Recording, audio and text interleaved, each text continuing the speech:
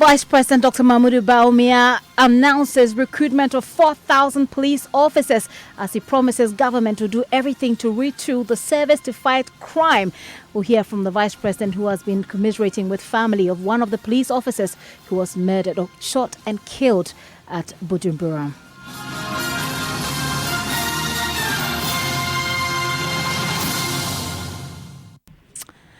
We'll also tell you over 5 hours of back and forth as investigators at the Special Prosecutor's Office grill officials of TDL, the company allegedly involved in the steal of government contract. It's been the second day running. We'll tell you what we know. Top Story is brought to you by Bond Savings and Loans, your success, our passion. GASM, the nation builder. Vodafone, the future is exciting. My name is Gifty Ando Apia.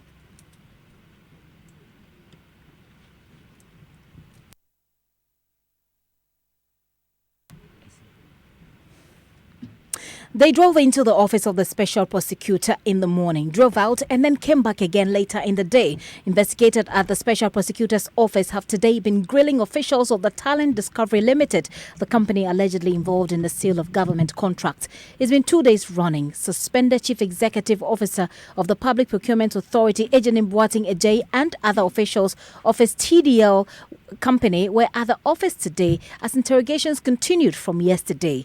Together with their lawyers, his Ejenim Boating Ejay, his brother in law Francis Ahing, and the manager of his private company Thomas Amwa spent about 5 hours at the premises of the special prosecutor. An investigative documentary by Manasseh Azuri Awene revealed the company allegedly secures and sells government contracts.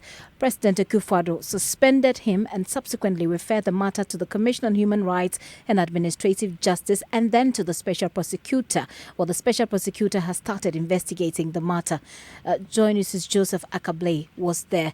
Joseph, what do we know from today's investigation? And so we understand that the main individual who was the was Thomas Amwa. The main individual who is the subject of this investigation was Thomas Amwa, who is the general manager of Talent Discovery Limited. And for those who may have watched the Manasseh Azuri Awene documentary, he is the individual who is seen receiving some money from a gentleman whose face is not seen on camera, yet proceeds to hand over some documents, which there is a slow motion and you see some ministry's name on the contract documents handed over to him. And so we understand that he was the main subject of the interrogation for today. And so he also came in with his lawyers, but we understand that the directive from the office had been to Mr. ABAJ to ensure that he shows up. And so they went over together with him, even though Mr. ABAJ had his session yesterday. He was also present today. And so as at 9 a.m., they had arrived at the office of the special prosecutor. At about 9:15 a.m., we could see them on the compound engaged in conversation among themselves. And sometime at 9:30 a.m., they exited the office. In terms of those who exited the first time, it was Thomas Amwa and his lawyers and investigators. They exited in a vehicle that we understand is a police vehicle assigned to the office of the special prosecutor. They left at 9:30. They returned at around 10 a.m. The information we picked is that the investigation required them to visit various locations to carry out some verifications, and so that was why they left the premise of the special prosecutor. And so they returned at about 10 a.m. Then 10:30 a.m. they left once again. This time around, ABAJ, his lawyers, together with Thomas Amwa and ABAJ's brother-in-law Francis Ahi, were part of the team that left, and they went for hours. They returned around 2:30 p.m. So that was more than 2 hours when they left. Then they came back. They went in for some further interrogation, at which it ended at around 3:30. And the last time I was speaking to you earlier on TV, Joseph, right behind you was that vehicle in which Mr. Ejenim Boating Ejay and his lawyer and then the manager were seated in that vehicle. They moved away from the premises, but then they came back, drove past the premises and went away. Did they come back? In fact, at that moment when, for those who watched on Joy News, it was after they had returned the second time. And so when they went around with the police investigators, when they came back, They went in. We understand that the lawyers asked for some time to have conference to engage their clients privately away from the investigators. So that was what they were doing away from the premises. They left for 10 minutes and they returned once again to the office of the special prosecutor, after which they wrapped up the activities for the day. What we do not know for now is as to whether they are done for today, meaning that they may not have to return anytime soon. That is what we are not too clear on. But what we can say for a fact is that interrogation of Thomas Amwa did happen today. Okay, and do we know whether or not this will continue? We are not certain for now. We're not certain for now. Tell us, for those who weren't there, those who weren't able to watch, for example, on Joy News, the demeanor of Mr. ABAJ. ABAJ looked calm when he was exiting, and even when he was entering initially, he engaged his lawyers in conversations. He was talking to them as they were exiting. When we wanted to interact with his lawyers, they all were calm. They seemed more or less focused on the subject at hand as they engage in various strategies on the way forward, especially the latter part of the day around 2:30 p.m. when we tried to engage them, when his lawyer said that they were trying to have conference in their car, for which reason they didn't want to speak to us at that point. But one of the things that he's been doing, the lawyer for ABAJ has been doing, is to defend his client. He says that he has not done anything wrong.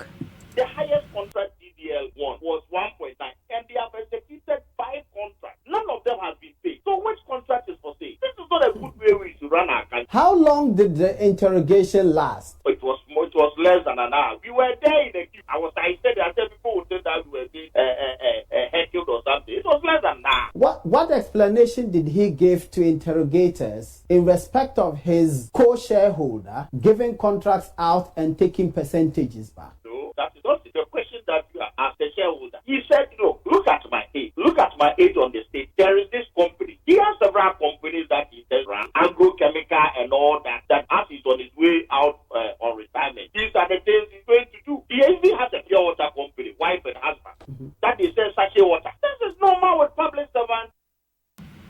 So that is Augustine Obo. He is a lawyer for the suspended PPA CEO. He's been defending his client. He was speaking to Malik Abbas Dabu on Affront on the Joy News channel. Let's interrogate this matter a bit further. Martin Kpebu is a lawyer. He joins me on the line. Mr. Kpebu, thank you for your time this evening here on Topstory. You must be following the discussion since it broke, and subsequently you've put out a bit of commentary on this issue. First, help us clear the issue about contract sale and contract subletting. Okay. Yeah, so what it is that the subletting a contract, okay, generally is not prohibited under our laws. You see, the beginning of all of it is what is written in the contract between the parties.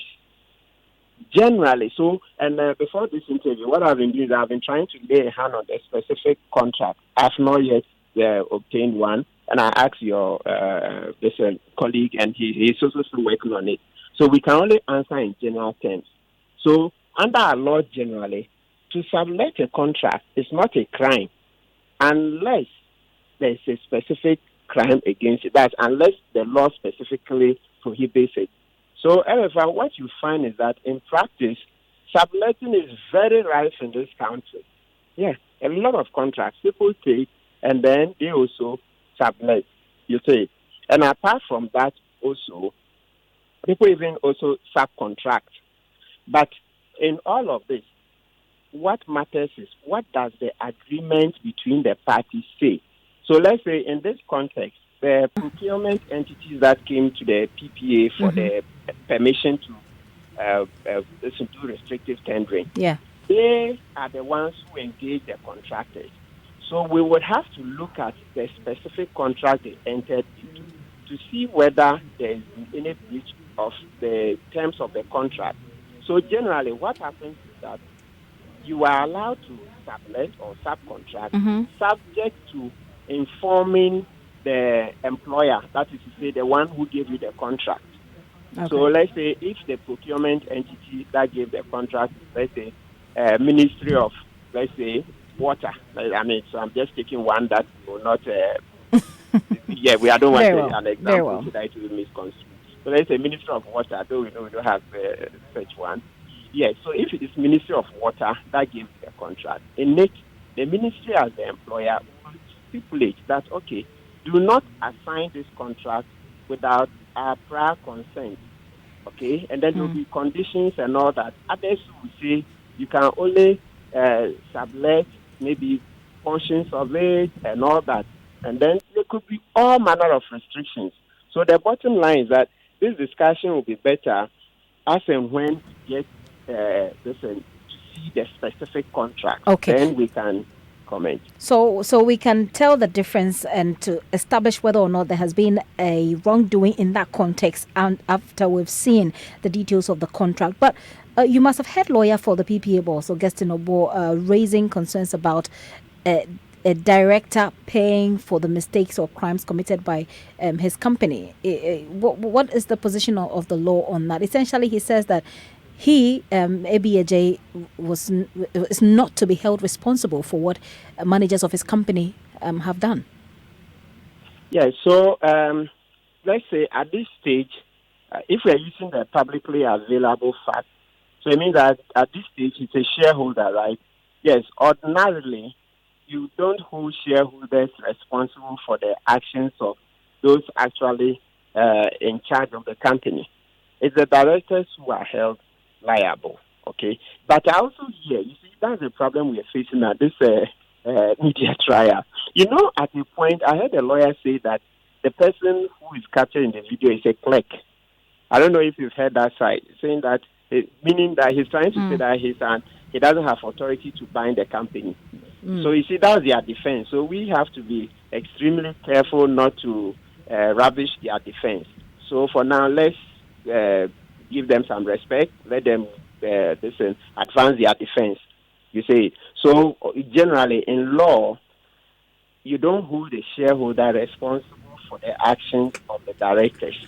Now, and even when it comes to the directors, on the specific facts of this case, the person who is involved is a person that they are saying doesn't have authority to bind the company. So we'll see how that one pans out.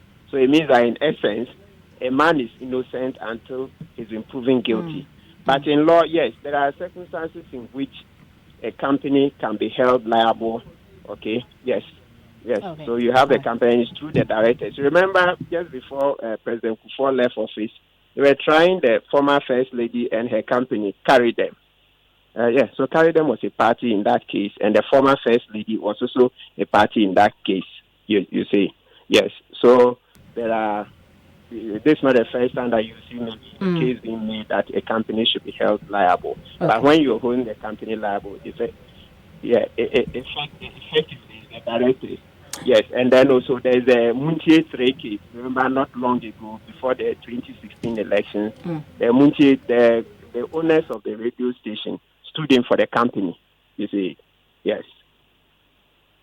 Well, Mr. Kpebu, thank you very much for your time. It looks like since the investigations have just begun, in fact, this is day 2, it looks like it will continue in the next week. We subsequently will get some more information that helps us put everything in proper context. Thank you very much for your time this evening here on Top Story. Martin Kpebu is a private legal practitioner there. Well, we're moving on now. We'll talk about the police service. Well, the Vice President, Dr. Mahmoud Bawumia, today has announced the recruitment of 4,000 more police officers to augment those currently serving in the service. Speaking at the funeral of the officers killed at Budumburam in the line of duty, the Vice President said, assured that government will do everything in its power to retool the service to fight crime. His pledge comes on the heel of the IGP's plans to crack down on crime in the Kaswa enclave, where the police officers were fatally killed. Today, Lance Corporal Muhammad Awal, one of the 2 police officers shot dead at Budumburam, was buried in the Ashanti regional capital of Kumasi. Speaking there, Dr. Bawumia described the killing of the officers as cowardly. It's a very, very sad day. It's a day that I'm coming here on behalf of His Excellency Nana Addo Dankwa Akufo-Addo and the government and people of Ghana to bring you our heartfelt condolences. Something very, very terrible happened on Wednesday, the 28th of August, where we had the cowardly and dastardly murder of 2 unarmed police officers doing traffic duty, Sergeant Michael Jamasi and Lance Corporal Awal Mohammed. They were murdered in cold blood by these criminals. And it's on behalf of the President that I'm here to extend my condolences to the family and to the community as a whole, because Ghana has lost 2 very, very gallant officers who have put their life on the line in the service of Mother Ghana. They have paid the ultimate price and made the ultimate sacrifice. Many of us sleep every day and we don't recognize the work that the police do every day to keep us safe. They protect us whilst we sleep. And it is our duty to do everything in our power to protect the police and to enable them to protect us. Vice President Dr. Mahmoud Bawumia, they're calling for support for the police to protect the country. Well, he has also been talking about government processes of procuring more logistics to enable the police fight crime effectively. The era when we send police for outside duties, whether for traffic or other duties, unarmed, I think is over. Henceforth, all police who go for outside duties will carry ammunition, will carry weapons, and will also have bulletproof vests and helmets. They have to. It is just by coincidence that just this week we delivered 4,500 bulletproof vests to the police service, and more will be coming. More logistics are coming. Since 2017, government has provided 567 vehicles to the police. 567 vehicles to help in their activities and to improve the efficiency of their response. We are getting more ammunition, more weapons. We've acquired 3 helicopters and so on, and a hangar. So we are trying to do a lot to improve the capacity of the police to respond. Vice President Dr. Mahmoud Bawumia there. We've been speaking to father of Lance Corporal Mohammed Awal, and this is what he had to say about the killing of his son. Awal dear,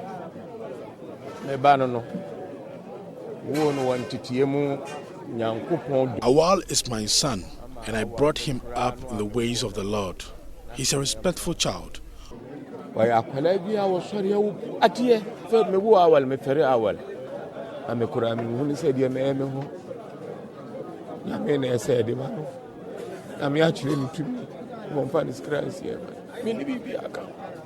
Always there for the family.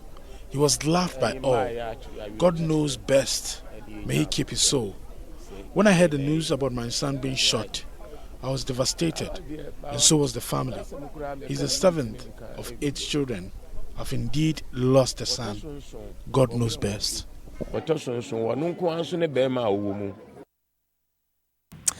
That is father of Lance Corporal Awal Mohammed, who was laid to rest.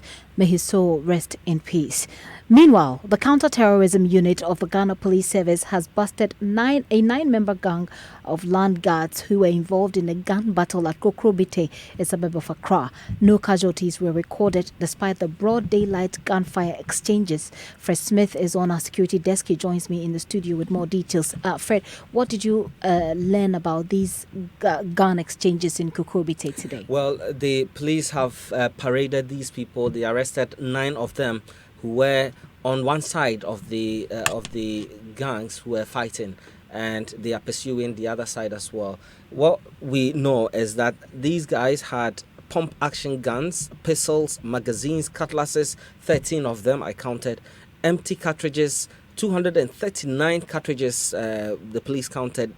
There was a drone and a TV monitor. They used this drone to monitor the entire area, and this is monitored live at their base. At this base, they've set up a shrine. There's a shrine. They believe in some occultism, so they believe that the shrine supports the work that they do. Supports what they're doing. So they monitor what's going on around, and then if anybody crosses their line, then they move in and attack those people. They had video cameras, they had digital cameras, they had different phones, and they also had tramadol as well as marijuana, all in the place. So the police found all of these at their base. They have the police have been able to, seize all of these items, and they've arrested 9. They're not resting there. They are pursuing many more others. While this was going on, I was actually listening through the Gota, because I had been embedded with another counter-terrorism unit which went to Ablekuma and Sakina, also pursuing some members of a gang who are in the practice of buying weapons and sending them to the north of Ghana. And so 2 of them, there was set up an AK-47 which they wanted to buy from a military officer. The AK-47 was presented to them in a house, and then they actually paid the money, 5,500 Ghana cedis. I was embedded in that team. The SWAT team swooped on them and immediately got them arrested. The entire house has been searched, and the two men are currently in custody at the Accra Region Police Headquarters. So the police made 2 arrests. That's what this means. Yes, yes. So they are keeping 2. They arrested 4, but they're keeping 2 for now. And as investigations continue, there's a suspicion that this person had already confessed on tape in recordings that the police have been able to intercept, that they were sending these AK-47 rifles to the north of Ghana. We don't know yet what they wanted to use them for, but they've already sent 59 of them, 59 AK-47s. These are their own confessions. Their own confessions to the north of Ghana, specifically Tatale, and the young man who is who's the middleman in this syndicate has been speaking to police this afternoon about what they're using these things for. We won't be able to talk about those things now because the police told us investigations are still underway. Okay, and this was a broad daylight exchange of fire, as you put it. How sure are we that there were no casualties at all? Well, we are referring to the Kokrobite incident. Yes, indeed, it was a broad daylight exchange, but nobody, according to the police. In fact, there were various units drawn from different, parts of the different commands to undertake this exercise, and the reports they've given to the leader of the team is that no casualties were recorded as a result. The officers were fully armed and engaged the gang. Fred Smith, the editor here, John is also a member of the security desk. Fred, thank you very much for those details. Well, Top Story is brought to you by Bond Savings and Loans. Your success, our passion. Gasem, the nation builder. Vodafone, the future is exciting. Ready? Evans Mensah will come up shortly with Ghana Connect. My name is Gifty, and do have yourself a great weekend.